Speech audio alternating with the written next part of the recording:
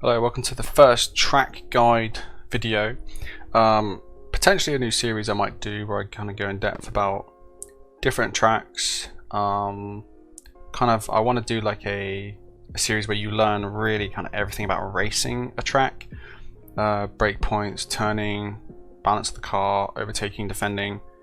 I want to kind of go in depth and teach a lot more than just showing you an alien's hot lap and you trying to mimic that without really knowing why certain things are being driven that way, or why they're kind of braking late here, why they're setting, where they're setting balance, stuff like that. So I would like to definitely make a video a bit more user-friendly, kind of a bit more instructional, as if you were in the car with like a driving instructor and they're telling you where to brake, where to set up the car, defending, etc. So that's the premise behind the series. I might just call it like Roamys track guides or something. I would consider myself a pretty average driver. I kind of bounce around 2,300, 2,400 iRating typically. I typically race VRS, Le Mans, do a lot of F3. That's kind of my typical racing. I did do the 24-hour Le Mans earlier this year, so that's why I'm starting with Le Mans as the first circuit, because I did a ton of practice earlier in the year. I haven't driven it for quite a while, but because the Le Mans series and iRacing is at Le Mans this week, I have done a couple of races, so it is kind of fresh in my mind. So I went to a session, did a hot lap, just recorded it. So I'm just going to basically talk over it. I've got some arrows and circles and a track map and a throttle thing, so I think everything's there that anyone would want to look at. So I'm just going to get cracking, and let's go. Let's head down the straight. So turn one, things to look out for. Pit lane, obviously. Watch out for cars. If you're leaving the pit lane, always check your relative. Unless you're racing the car, just give them space to exit the pits. If you are racing the car, it's your track, so you defend it. So coming into turn one, get the car as left as you can. Use all the curb and turning a little bit earlier than you probably would think, to bring the car across for turn one. And we're going to grab the apex, and what we're going to do is actually get the car as straight as we can before we hit hard on the brakes, because this corner has a tendency to, you come in hot in like top of fifth gear and you try and brake while turning, the rear can just lose some grip, or the drift locks or something like that if you try and brake while turning. So this corner is all about setting up for turn two, because turn two is quite tricky and we want to be balanced for turn two. In terms of defending or overtaking into turn one, pretty much the only line to take is the outside line, because you get the inside for turn two. It would be, if you were racing against an equal person, I would say it's probably impossible to overtake them around the inside on this one, because you'd be on the outside for a really tight turn two, so it's a bit pointless. Unless you have a huge run of speed and they might give you the space. Not saying don't try, but generally defending it, just hold the outside, let them go for the inside onto turn one, because you'll have turn two inside, and through the two tight chicanes you'll be ahead. You don't get a huge run out of the last corner into turn one, so unless the person's like 0.2 off your rear bumper coming out of the last chicane, you're probably going to be okay. So in terms of actually doing this corner correctly, far left, come towards the apex. As soon as you reach the curb, I tend to just start backing off the throttle, because we want to, with this corner, the car needs to be balanced and no sudden movements, no sudden lifting off the throttle or slamming the brake and lifting off the brake. Like, it needs to be progressive, and needs to be pretty stable. So we bring the car in tight, and as soon as the car is straight, we're going to brake, and we need to brake before the white line on the right there. So before the white line, slam the brakes on hard, bring the car down to second. One problem I have with this corner is if I brake while on that curb, the curb makes way more noise than my tyres. So I can't actually hear if my tyres start to scrub or have issues. But yeah, so the premise of that corner is brake before the white line on the right, and you're braking hard and in a straight line. Okay, and we trail brake into turn 2, and you can take a lot of curb on turn 2. You can almost run your right wheel almost on the white line. You can take that much curb. Don't take more than that because you will get a slowdown. That's the thing with Le Mans, it's all about slowdowns. Whereas like Spa is all about off tracks. So yeah, gotta set your car up for turn 2. If you come in if you brake at the white line for the turn 2 braking zone, the chances of you coming into turn 2 too fast and the rear just giving up on life are high. It's almost like if you brake too late for turn 2, you brake hard, you turn the car in, the front goes cool, and the rear goes nope, and the rear just spins, and you'll be spinning off to the left in this gravel over here. So you don't cheat on turn 2 braking zone, and if you can't get the car straight before that white line, just lift off more as you come into turn 1, because your line for turn 2 and 3 are way more important than braking 1,000th or 5,000ths later. So that is turn 1. So turn 2, take a lot of the curb, easy on the throttle, kind of feathering as you come through. Don't take as much curb on turn 3, it's not as forgiving. So maybe sort of like half your car on the curb. You wouldn't have to worry about defending or anything through here, through the chicane. Whatever's been done through into turn 2 is done, and through here it's just don't spin the rears. And when you exit progressively on the throttle as you come out, and you're aiming to keep your car to the right of those white and red bollards, whatever they are. So just aim for those, keep to the right of them. If you go to the left of them or you go through them, potential slowdown. So keep to the right of those and you'll be safe. Power on out. You can probably you can if you want, just stay on that curb all the way into turn 4, I think this is.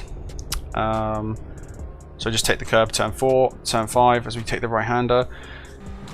You want to hug these red cones on the right. Again, for like overtaking, there's not much usually here because this whole sector after turn 2, it's pretty much a procession where there's not really much room to gain time. You're kind of following. So for this one, you keep to the curbs on the right. As soon as you get past the curbs, straighten your car. As soon as you feel like your entire car is past those red cones, brake hard down to second and turn in, and you can pretty much ride this curb all the way, and when you're about halfway through it, we're full throttle all the way out for the right hander.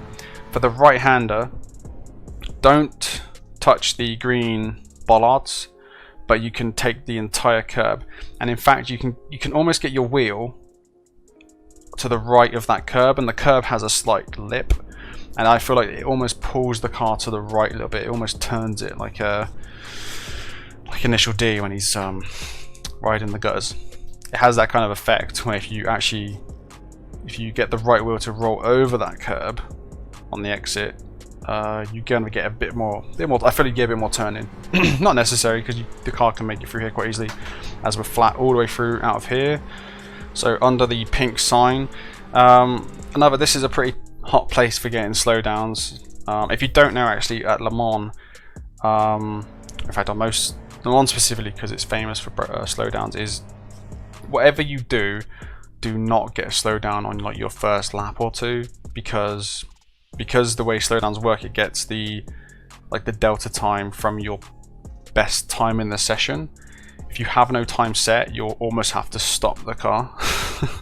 I've done races before where, like on the first lap, I've cut the last chicane and I've had a slowdown, and I've literally had to almost stop the car because it has no sector 1 time to base it off of.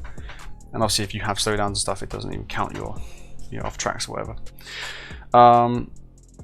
So braking for this corner, we're gonna I typically use the blue paint on the right, and I tend to brake sort of just before halfway, but where the blue paint starts and the red cone is, I kind of tend to brake sort of like halfway between there. It's a bit of a grey area braking zone, but if you brake well enough and you get the apex, you're usually fine.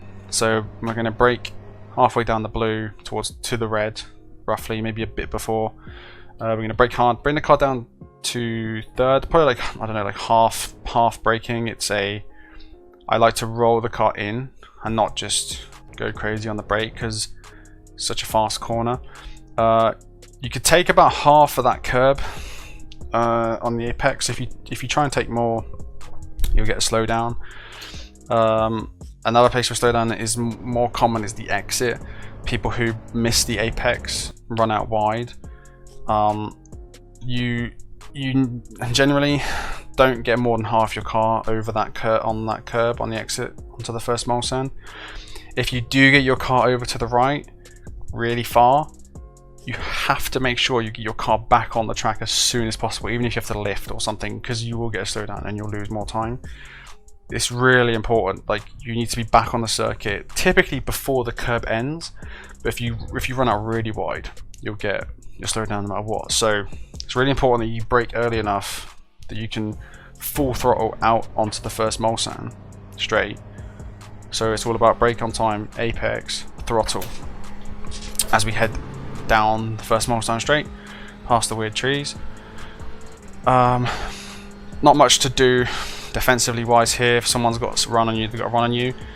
You may notice that a lot of people run down the middle of the circuit, middle of the road on this on the Mulsannes, and that is because I don't know if it still is the case, but it used to be faster, and it's kind of like muscle memory. And it's because the camber of the road, I think apparently the center is a high point and the left lane like cambers off to the left and the right lane cambers off to the right, so the middle is like a kind of like an even surface. So I still do it, most people do it. I think it's more of a GT car thing, I don't know why, but that's if you ever see people run down the middle of the Mulsanne, that's why. As we fly past the houses, we are looking for the brake zone, so we go past 300, 200.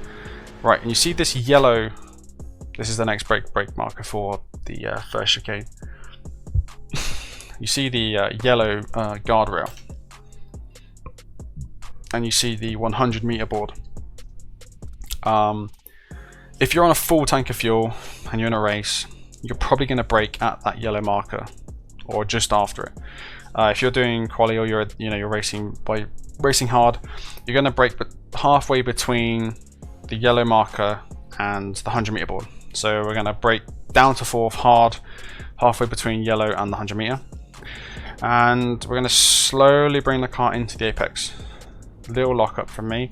Slowly into the apex. You can use quite a lot of curb there. You can get your right wheel pretty high up on the curb.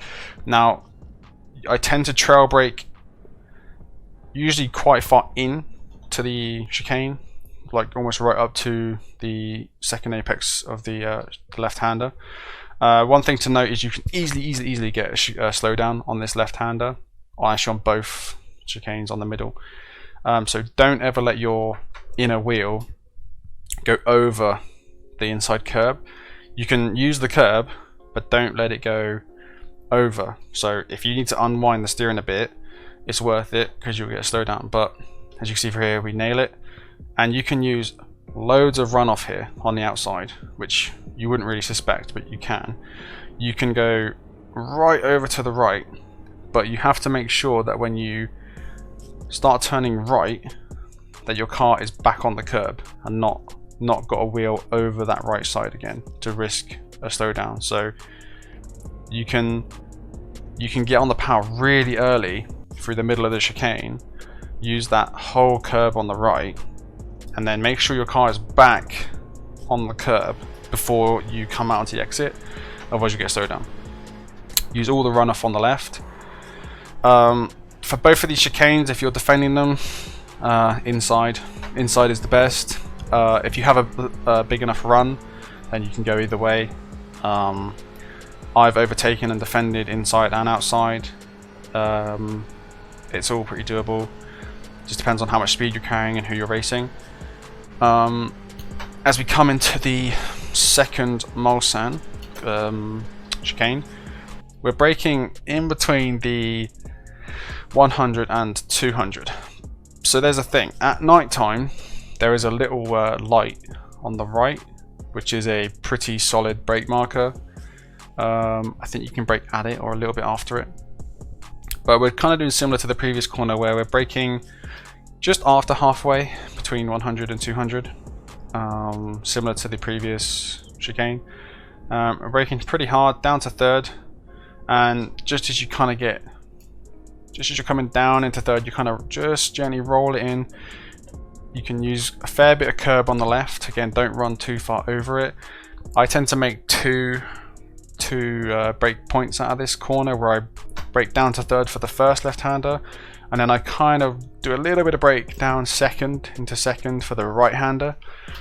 This one's very similar, the fact that you can't use too much curb here as well, but you can carry a little bit more speed, I feel like, than the first chicane. So for this one, again, don't run too high up on the curb. Don't let your inside wheel go over the curb. Just roll it on it and don't take too much. Get on the power really early. You can use a lot of the curb on the exit again, but again, by the time you get to the corner, make sure you're back on the curb to avoid a slowdown, because you can get a slowdown through there. So now it's quite a fun bit of the circuit where if someone was gaining on you through the straights in the first two chicanes, now they're going to be all over you. So if you're racing someone and you're trying to set something up, your best bet of making it stick would be to just stay close to them through the first two chicanes, and out of the exit of this one, this is when you go for it, because you can pretty much defend the rest of the circuit after these two, because it's hard to defend the two Mulsanne straights into the chicanes because the drag is so long. So here, if you can, you're going to want to get to the inside. If you can drag them and get to the inside, sweet. If they're defending and they go to the inside, you might have to wait another lap until they make a mistake or something, but I've seen people try and go around the outside on this one. You know, people trying to go side by side into this turn, and 80% of the time, one of them or both of them are dead.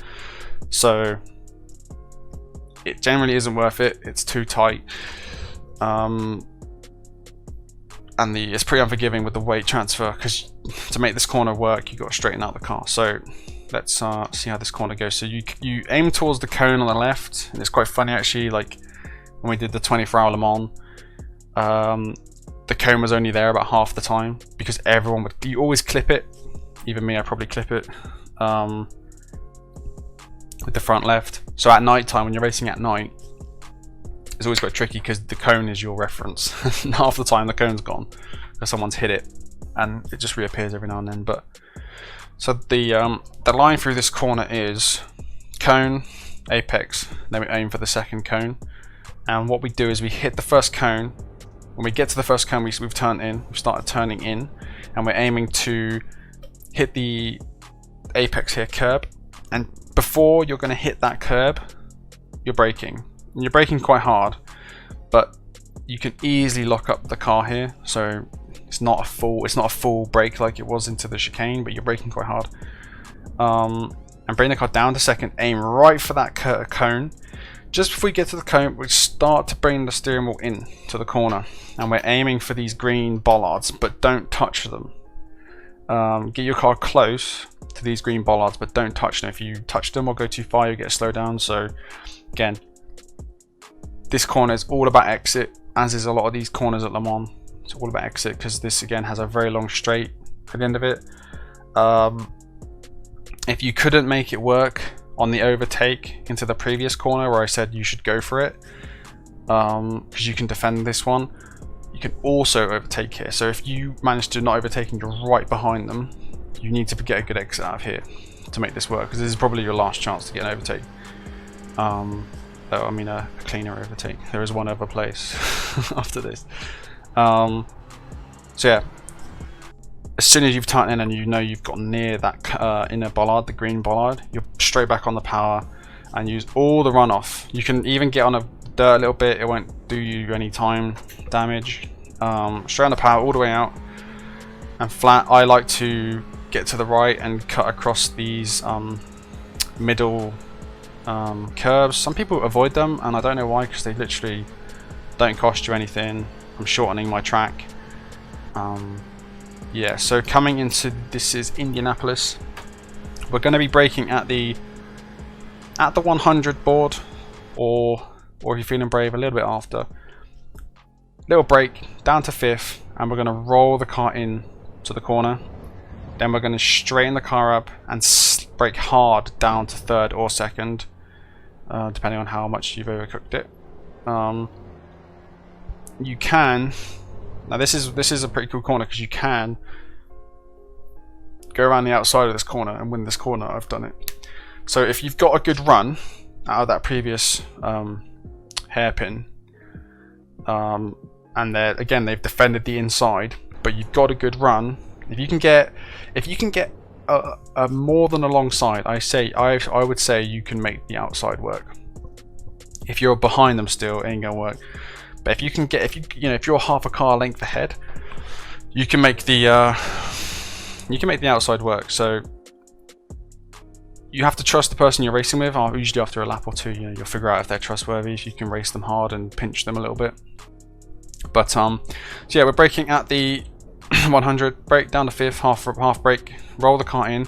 As soon as the car is remotely straight, brake hard down to 3rd or 2nd. If you come in a bit hot, if you've broken a bit late, or the car was a bit unstable, maybe 2nd. If the car is good, 3rd. You can take loads of curb on the inside here. I try and get my left wheel up above the curb, it's fine, and then get on the power as you hit the apex or before, straight out the corner. If you do try and go around the outside of that corner, it's all about just keeping your car alongside, and if you've got the car on the right, then they're going to give you room and you'll be on the inside for this left-hander, and you'll probably be ahead for this corner, because they would have dropped back for sure. Or if they're good, if you're battling someone who's good, then they might hold you up until the hairpin and they'll have you anyway. But it was a desperate move anyway, so it might pay off, it might not. But I have done it. I've made overtakes work there on the inside, on the outside. If I was defending, inside every time into Indianapolis. But desperate times. So as we come out of that corner and we come towards the right hand hairpin, at night time there is a little light on the left here before the 50 board, which is literally the perfect brake marker for this hairpin. So if you are racing it at night, that light is perfect. If you're racing in the day, there is literally no brake marker, so you kind of brake sort of like, I don't know, you say that's 50 meters, probably like 75, maybe 75. It's a tricky corner. A lot of people get this corner wrong because there's no brake marker in the day. There's literally nothing to look at. I mean, let's have a look. If you come in here, by the time you get to where you want to be braking, there's nothing. There's like some random crappy trees on the right, there's some people on the left, there's like nothing. There's nothing you can actually use as a reference. So yeah, you got to kind of wing it and think, I don't know, you could say like 2 car lengths before the 50 meter board. Bring it down to 1st. Be careful of that curb on the left. I feel like sometimes that curb on the left will lock your tires really easily, so make sure that you've done most of your braking before you hit this left curb, and then you sort of start coming off the brake, trail brake into the apex. You can take a lot of that curb, but don't go too crazy. Again, just ride it with your wheel. And as soon as you start straightening out the wheel, you can pretty much just bang it full throttle. So there's one more place that you can overtake. And it's quite easy to defend this, but again, I've overtaken here and done this. If you're racing someone, last lap, sprint race, whatever, and you've got an epic exit out of that last hairpin, but they're wise, right? They go to the inside. Again, if you can get alongside half, if you can get half a car length ahead on the left here, you can hold them around the outside into this first Porsche curve. But firstly, I'll explain the braking zone. So as we come into past the 100-meter board, you see that pylon on the left. That's where we're braking. We're going to brake we're going to be turning slightly to the right gently, but we're going to be braking down into fourth and coasting into the right-hander. Now, sometimes if you're a bit hot or your tires are a bit understeery late in the race, you might need to trail brake in to the apex a little bit, but it should be okay. So brake hard at the pylon, turn in, and you just kind of eat that curb. And as soon as your car is matching that radius with your, you're kind of balancing the throttle. As soon as you've gone past this curb, you pretty much just go full throttle. So as soon as you're past the curb, full throttle, keep to the right and left, eat the curb, and we're flat all the way through, and we're over towards the blue wall. And I'll rewind it a little bit so you can, if this is a, the person's holding the inside and this is a lot, this is the do or die move to win the championship, whatever. You can go around the outside. It's really hard. The person would have to, the only way it works is if you can go around the outside, they can see you, so they've got VR or like triples and they know exactly where you are, and you just squeeze them to the inside.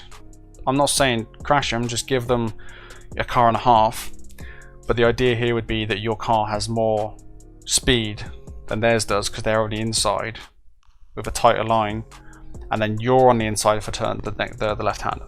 So it's possible, and it'll work.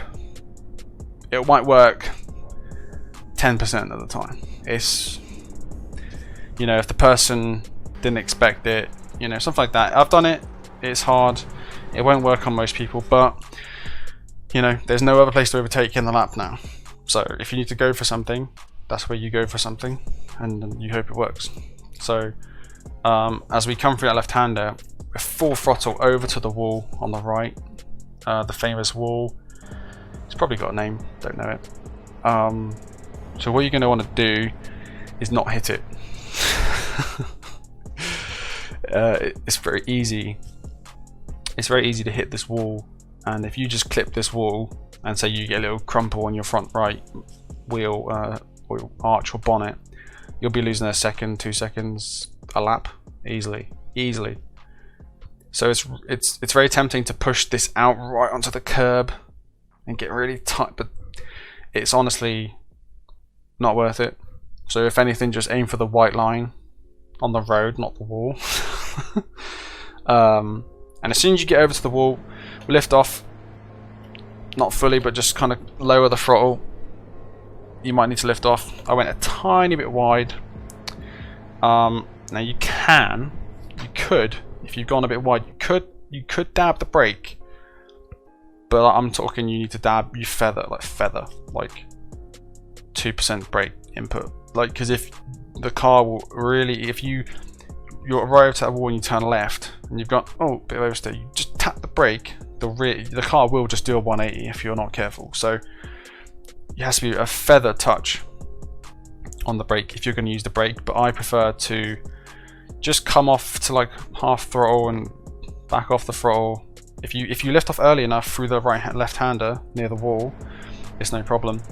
So you keep left, you can get on that curb, and then we straight line it to the right-hander. You can sort of get your car halfway over this white line quite happily, brake down to third. It's kind of like as you get to the white line, as your car kind of gets to the crossover point where the white line converges, that's kind of when you brake down to third. Again, keep the car tight, match that radius with the car and the throttle, but the curb ends, so you need to get in on that curb, but you need to be off it when the grass comes, because if the grass comes and you've got a slick tire there, then it's going to get a bit slippy. So and you'll be snap oversteering off into one of these walls probably. So keep it right, keep it tight to that white line, and as soon as the track goes straight, you see how it's curving and there's that bit of straightness? We're turning left, and it's kind of deceptive because you can't really see the corner yet, but it's there. So you come through the corner on the right. As the car goes, as you straighten up the car, you kind of come off the throttle a little bit and go left. If the car's a bit understeery later in the race, you can tap the brake, dab the brake a bit more confidently through here to get the nose in. But you're going to want to, it's really important to get that turn in early, because if you're too late, you're going to understeer and you're going to miss this apex. But you want about half your car over this curb, over the white line, so you should be good. The big slowdown point here is on the exit. You don't want more than 3/4 of your car over that line to aim for. I try and get no more than half my car over that line on the exit, but this is a really easy corner to get a slowdown. Again, we shouldn't have to worry about overtaking or defending through here because it's pretty much a straight run unless the person made a mistake or got a slowdown, which happens a lot. So now we're running to the line, curb. So the brake mark for this is about halfway down the pit lane, halfway down the pit dotted lines. We brake down to third. If you're braking for pit entry, you can pretty much brake at that yellow curb, and it'll be on the limit. I'm pretty sure, if I remember, that yellow curb is pretty much on the limit for making that chicane, pit entry chicane. So you can try that, see if that works for you. So we brake halfway down the pit lane entry, we come down to third, try and hit that first bollard with the left wheel. Don't cut the second one as much because it will penalise you. This is where I made a slight mistake. I broke a little bit too late, but it's very tempting to give it a squeeze of the throttle, and this last chicane comes up way quicker than you think.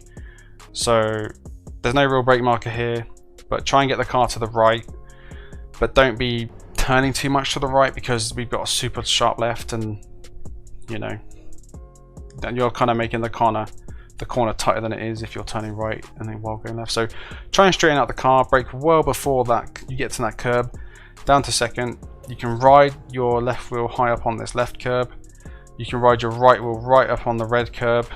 I took a bit too much there. I don't know how I didn't get a slowdown, but I wouldn't suggest you take as much as I just did.